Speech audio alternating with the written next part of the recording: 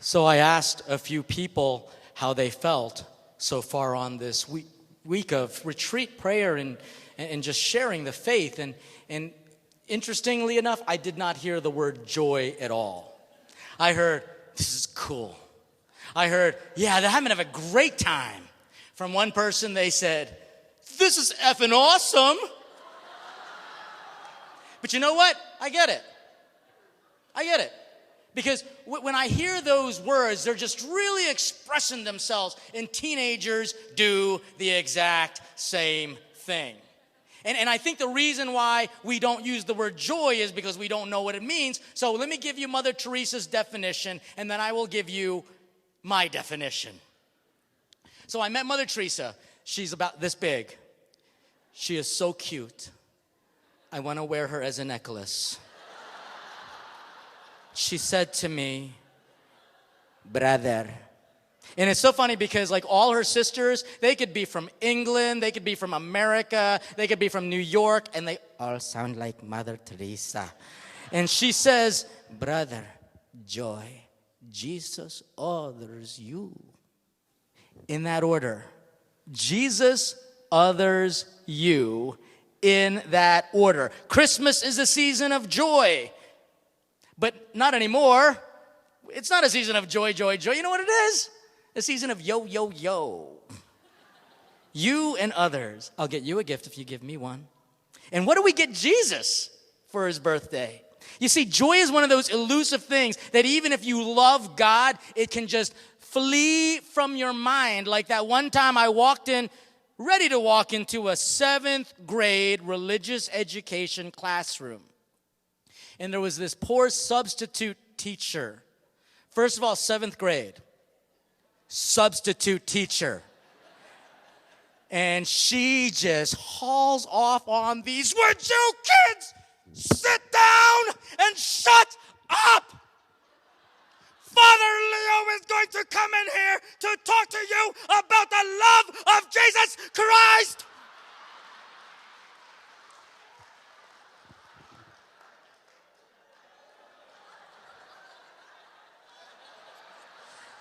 I've got that joy, joy, joy.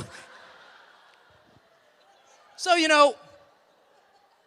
I get a call. Actually, it was a text from Bible Geek.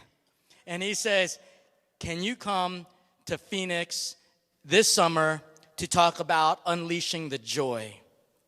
And I thought, Phoenix in June and joy. So I took it to prayer.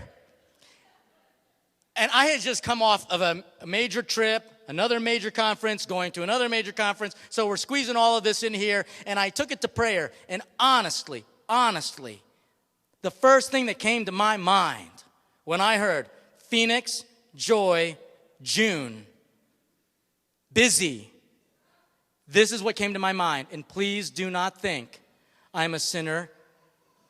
Know that I am a sinner. The words that came to my mind, and all your teens know it, WTF.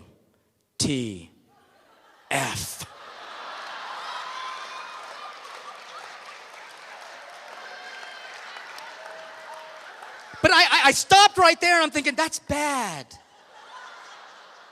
So I start driving the car. I'm driving in my car, and I'm just driving along, and I'm thinking about this, and I'm praying about it. I turn the radio on just to distract me, and I hear CeeLo Green going, F you, and I'm thinking, oh, God, this is crazy.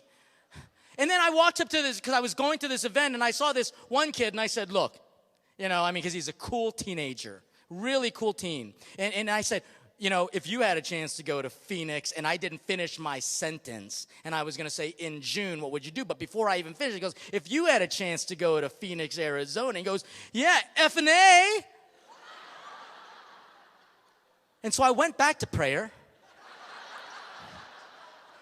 And I'm thinking, why is the F word coming in my mind this entire time? And it was almost as if Jesus said, because the real F word will help unleash the power of joy. And therefore, tonight, to unleash the power of joy, I'm going to give to you 10 effing reminders. 10 friendly reminders.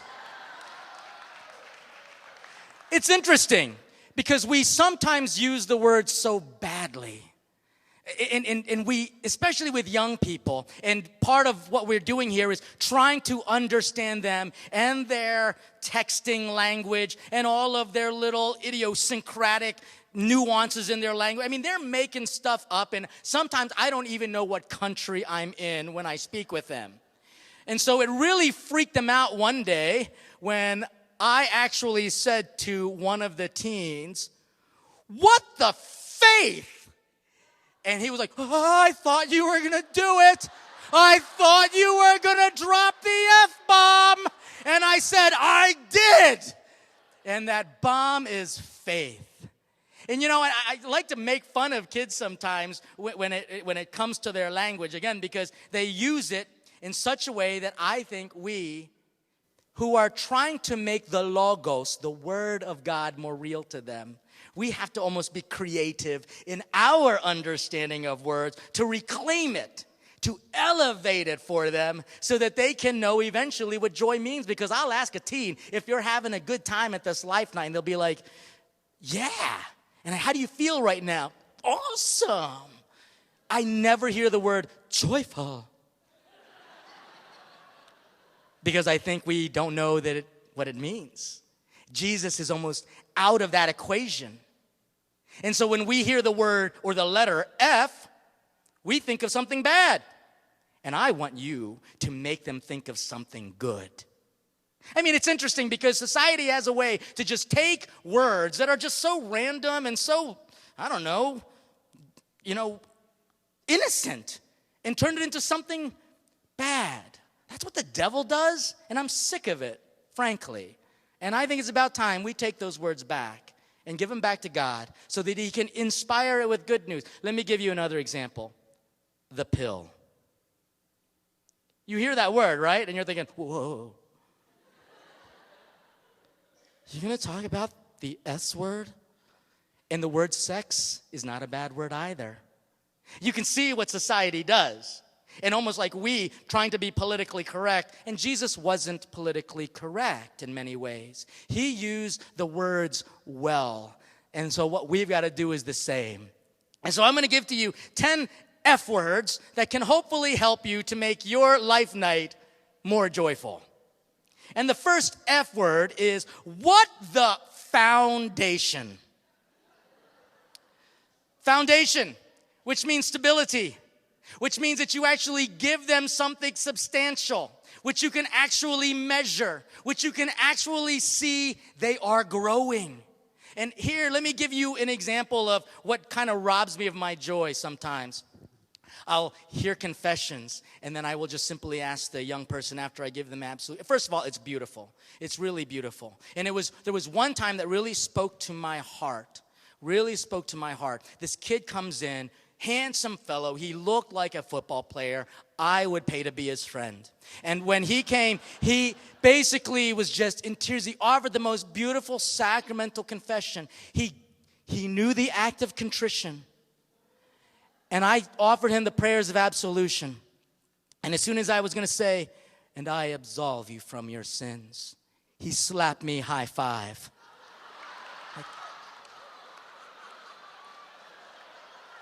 And then he goes, "Dude, that was awesome. I'm not even Catholic." But can I tell you what? I know he was forgiven, but that brought me joy. You know what kind of drives me sometimes crazy? And this is where I say, give the foundation to our people. Please make sure they know things like the act of contrition. Like they know the 10 Commandments. Like they actually know what the Beatitudes are. Because if we don't give them a foundation, then they are not going to be able to unleash the Spirit and give them true joy. Foundation in the faith is absolutely necessary. You can have as many life nights as you want, but if there's no foundation to it, there's no Jesus, no real love for others, and not a healthy respect of ourselves. The second word, What the faithful? What the faithful? And I like this word because it is the word that we use to describe marriage. We use it to describe people who are going through hard times. But we need to give our teenagers a theological understanding of faithfulness, which relies on one thing: God's eternal mercy. In other words, if we rely only on our faith, we are not going to have joy. If we rely on Jesus' faith, you know what that means? And you can tell this to your teenagers, that faithfulness doesn't mean you're perfect. It means that you have a relationship with God who will love you no matter what. And if you fall, it's because you're imperfect. What a faithful person does is they get up and they try again. And therefore, faithfulness has nothing to do with us. It has everything to do with Him. So giving them a true understanding of Jesus' faithfulness as opposed to our sometimes Pelagian ways. You know what I mean by that? Sometimes faithfulness is represented in just simply following a set of do this and don't do that. That's not faith. That's simply a robot trying to follow instructions. Faith is a relationship with a living God. And despite our imperfections, He will always be faithful to us. Next thing. What the flexibility. Good youth ministry, you cannot be rigid. You just can't. It's interesting that our one faith, it's beautiful, but you go anywhere around the country and it's just slightly different. And I'm not inviting anyone to relativism. I am inviting people to understand flexibility. Just to understand what it means to know how to operate in one situation versus another situation. Because ultimately what we do as ministers to the youth is we literally bridge them to God. And that word bridge I love because in Latin it's pontiff. And if there is a pontiff that is rigid, if there is a bridge that is not flexible, it will come crashing down. And so if you think about what it requires to be a bridge for others, we've got to be somewhat flexible, which does not mean that you are loose in any way. But it means you're willing to, let God be God. Because we can't just simply turn our face into a bunch of yeses and nos. But let's continue to pray about this and find out what God wants for us. Another F word. And this is one that actually my seminarians love to make fun of. It's formation. Okay, formation is a difficult word because actually, and I'm going to get a little serious here on us for a second, formation is one thing that is oftentimes lacking in youth ministry programs. We want to just basically teach them, but really what we have to do is form them. In the seminary, we have 4 pillars of formation. I'm going to give them to you right now so that you can see, maybe I can replicate some of this in the lives of our teenage seminarians and future nuns. And so what you can do is basically provide for them a structure that touches on these 4 areas of their life. Formation. Formation in their academics, making sure they actually know something. Formation in their spiritual life. Do they know how to pray? Formation in their apostolic activity. Are they actually serving the needs of the poor? And then formation in their human person. Are they actually growing up to be joyful people? Are they actually growing up to be formed well in God? Because that's what God did with clay, formed it. And you know what the devil wants to do through sin? Deform us. And so just think about how youth ministry programs need that particular F word of formation. Here's a good one for youth ministry. Fashion. I want you to think about this. Have you ever seen a fashion show? I actually was invited to one. And those women are supposed to be beautiful, and these guys are supposed to be really attractive and good looking, but this is what they look like whenever I see a fashion show. You ready?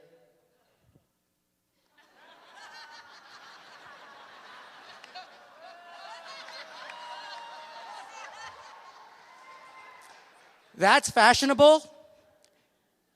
That's depressing. I think to myself, one thing about coming to Life Teen, I love coming to Arizona Life Teen. I love going to Steubenville Conference because you know why? Every time I go there, I see the coolest people ever. They represent. They look the part. They are the part. And I'm not saying that you have to spend a lot of money, because the fact is you can go to a thrift store and get these outfits. But you have to realize that our faith is fashionable. And you're probably thinking, I can't believe he said that.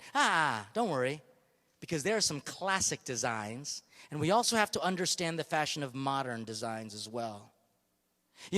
For example, if I were to celebrate Mass in really ugly vestments, you'd be like, ew. It would be distracting. And so when I think of joyfulness, it basically reminds me of that Saturday Night Live skit. You know what I'm talking about? You look marvelous. If your joy is real on the inside, it will show on the outside. And I'm not telling you have to try to look cool, but I am saying we as youth ministers will need to pay attention to the fashions so that we can also help mold it and teach young people how to be joyful without looking so ratty and nasty. But really bring the fashion to a higher level. And so I just know that whenever I go to any of the youth ministry events, I love seeing the t-shirts. I love seeing how young people dress, because it is an expression of who they are. And therefore, our church, we're fashionable. We can adjust with times. But at the same time, we also know the classic fashion is putting on the virtues. And so I want us to consider that as well. Another F word, family. Huge, I believe, in now new evangelization youth ministry. If our youth ministry is pulling people away from their families, bad youth ministry. If we are strengthening the families, good youth ministry. Why? Because the family is the domestic church, and it is the family that is the primary, not exclusive, educators of children. And so if we don't have apostolates and ministries to unite the family, then we might be doing the devil's bidding. Because you know what the devil wants to do, right? Destroy the family at the core. And so an F word that can help unleash joy, family. Can I prove it to you? An MTV study with the Associated Press pulled out a question and asked, what makes you happiest? This is MTV and Associated Press. If you did not hear about this, it's because it's from MTV and Associated Press. Here was the number one answer that makes young teenagers happy. Spending time with their family. And I mean, I know it's amazing, but it's true. Why? Because if your mom and dad and the teenager aren't in a good way, then that teenager's not going to get a car. They're going to be grounded. They're not going to get allowance money. If there is a good relationship with mom and dad and the teenager, there's balance, there's harmony, there's joy. Therefore, family has got to be part of our understanding of joy. Another F word, freedom. Our youth ministry programs can't force teens to believe anything. You know what that would do, right? I mean, remember when you were a teenager and your parents tried to force you to do something? You rebelled. Therefore, we got to give them true freedom. And true freedom basically means we have to give them the tools to make the right decision. And I like that word decision. I want you to think about this word decision. It comes from the Latin verb decidere. And the verb cidere means to kill. So if you commit a homocidere, that does not mean you kill a gay man.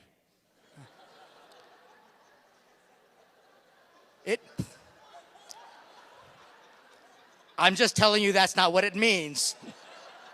It means you kill homo, man, so it's a homicide. You commit a suicidere. You kill sui, self.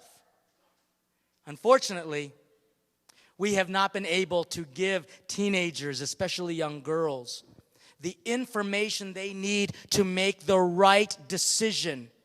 And they are not free when they choose death of their child. They're not free. They've been forced into it. And therefore, good youth ministry gives them the information as attractively and as fashionably as the bad news is given to them. And so you can see why we as youth ministers, to unleash joy, must unleash freedom for them. That's God's greatest gift to us. Another F word, and it is actually a bad word, but it doesn't have to be. It's what the finance. Because you were all here on shoestring budgets, aren't you? You had to do bake sales and stuff like that to come out here. Well, I want you to know that finances actually are a necessary part of it. If you are a youth minister and you've not had a lot of training in financial workshopping, if you're not fiscally experienced, get there. Get quicken. Do something to help you balance those budgets. Do something so that you can learn how to fundraise well. Do not be afraid to talk about finances, because money, although not our God, can surely be our friend. And we need to realize that good youth ministry means that you cannot be cheap. We need to be able to provide money appropriately for good quality stuff. Do you know how much a commercial costs? 30-second commercial, about $1 million. And why? Because it will make billions.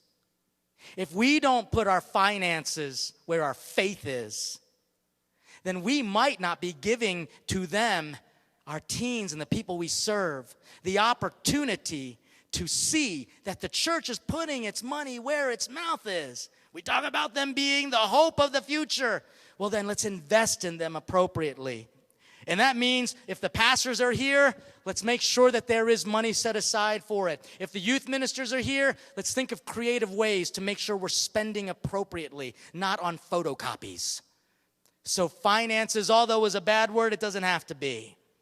As a matter of fact, it can be a very friendly word. The 9th F word is what the fun. You guys were having fun, weren't you? I saw you were like, yeah. You all were just getting with it, because who wants to join a sinking ship? We all know that if we're going to catch flies, it's not going to be with vinegars. And so we got to ask ourselves, what is it that will be fun for young people? And do it. And don't be afraid. Yeah, there will always be those people who will just say, you're having too much fun. They will always be there. There will always be people who just kind of want to rob you of that. But fun is part of faith. Sometimes people ask me, they say, Father Lee, look, I just came back from Napa Valley. I did a retreat there. Tough job. It was hard work. I did 5 days in all of these vineyards. And I preached many, homilies about transubstantiation of the wine. Just 3 days before that Napa Valley trip, I was actually sailing in the Mediterranean on a culinary cultural cruise. I named it the Incarnated CCC. Because when people think of CCC, they think Catechism of the Catholic Church. I'm like, no. Culinary, cultural cruise. I want you to see that faith is alive. It's dynamic. It is fun. Now, obviously, we want to have fun when it's appropriate. And just ask yourselves, outside of the prayer and mass and any type of particular devotions, how does the church have fun? Just ask yourself, when does the church have fun with teenagers? And that's what we've got to consider. If we really want to unleash the joy, let's have some fun. The final is very near and dear to me. The final F word that will help unleash joy is food. You people are Catholic. And the reason why you're Catholic is because you get something to eat at every Mass. Food unleashes joy because food is religious. You know what the word religion means? From a Latin verb. It means to bind together. Like a book is religious because it's bound together. So if you're a religious, I don't know, the Phoenix Suns, is that what you guys, is that who? Yeah, if you're a religious Phoenix Suns fan, I don't know what they are here. You know everything about them. You're bound up in their lives. You know the plays, you know the coaches, you know the players. If you're a religious soap opera fan, first of all, you need psychotherapy. But you are bound up in their lives. If you are religious to the Eucharist, and you think about what food does, it brings the family together. That's why I do grace before meals. It's not just because I like to cook. Because the fact is, you can cook and not be on TV. As a matter of fact, I don't want to be on TV. And I'll tell you why. 2 reasons. High definition cameras. And 2, the camera adds 5 extra pounds to you. And the only reason why I agreed to do it as a priest is because I wear black and it's very slimming. But Jesus' use of food literally unleashed joy. And you know full well that teenagers eat everything. And it goes to their hair, and I hate that. I showed up at Mount St. Mary's University in Emmitsburg, Maryland, where I'm a professor, and they had a 10 o'clock p.m. Mass. And first of all, it's late for me, and I just was like so tired, and I got there, and I went to a couple of these Masses. There were like 6 kids that showed up for 10 p.m. Mass, and I got sick of it. And I said, look, if you're going to make me get out of bed and stay up late with you, you're going to bring your guitars, and you're going to play the keyboard, you're going to sing, you're going to bring your friends, and I'm going to bring food. The Mass is packed now. You know the power of food. And it almost seems that what we sometimes don't make the connection is food, faith, and family, and these other F words, they go together like a perfect, balanced meal. I want you to think about these F words, and I want you to think about how we can bring about more joy if we're willing to put these words in the teens' mouths so that when they say, what the F, it doesn't have to be something they confess, but something they profess. Something that they can say, I understand what it means to be joyful. I know what it means to have fun. I understand how food is a part, and family, and all these other F words. When I started a Life Teen program in my archdiocese, in the Archdiocese of Baltimore, and this was like in the early 90s after going to a training session here. I didn't even know it was one. I just showed up because I thought it'd be cool to hang out with a bunch of Catholic young adults. And as I mentioned yesterday, it turned out to be a training conference to be a youth minister. And so I took the information back, and it wasn't easy. It was not easy at all. You might have faced it as well. And it left me praying, and it made me just want to say, whatever, God, I'm just not going to do it anymore. What the F, God? I'm not going to do it. And now it's almost like, no, what the faith? You are going to do it. What the fun? You are going to do it. What the family? It has to be done. And I think about all of that and how God has used some of these experiences of Life Teen and have just given me so much joy to the point where now with Grace Before Meals, I'm traveling around the country and around the world spreading this message about food, faith, family, and fun. And you know what really I'm experiencing? Joy. Because it's really not about the food unless the food is Jesus. And it really is about others in second place, bringing others together because food is religious. And I always have to think to myself, it's really not about me at all. Here's a couple things because I know people always ask. What was this like when you met Bobby Flay? Was it a joyful moment? Well, let me just say, when Bobby Flay came up to me, I was just mixing my dry ingredients. No big deal. And he breaks through the crowd and he goes, I hear you make fajitas. Another F word. And he said, I want to challenge you to a steak fajita throwdown. My first reaction in my mind was, what the I'm like, what are you kidding me? But you know what? Something kicked in. Faith kicked in. And I looked at him and I said, Bobby Flay?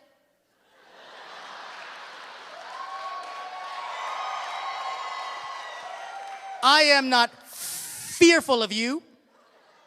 With God as my witness, I am not afraid. Bring it.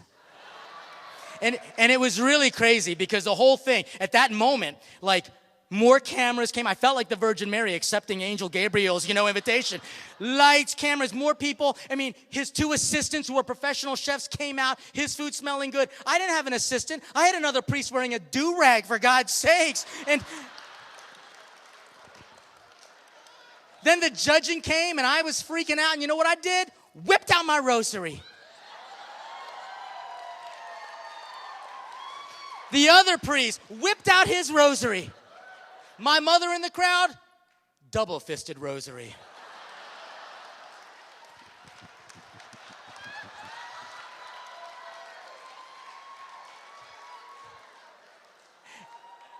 And, Bobby Flay looks at me and he goes, you pulled out the beads?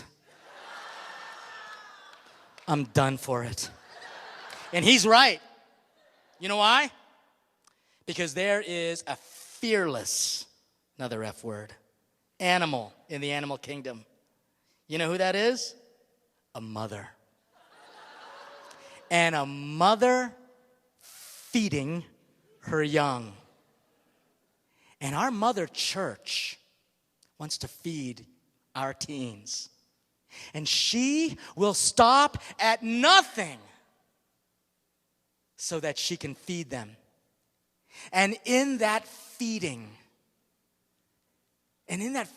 of the flesh of the Son of Man, our kids no longer have to be afraid and say, what the F in the world? They will now begin to say, faith, food, friendship, fun. And they will begin to realize that their words and their actions don't have to be debased. But we, through the grace of God, can elevate them and raise them up into the spirit of joy. I've only got about a few seconds here, and so I'm just going to tell you now. Please don't get angry at me. We have no more of my books. But they are coming tomorrow. A few more are coming tomorrow so that they're going to be available. You can Facebook friend me at Father Leo. You can also just go to gracebeforemeals.com, and we can also be friends on Twitter. Cooking_priest. You can also do something for me, and that's spread the love. And you know how you can do that for me? Eat with your families. Spend time with them. Nurture and love them. And do the most important F word with them. Feed them. Body, mind, and soul. And it will unleash the joy. And we know where that word comes from. Jesus. Jesus, others, and you.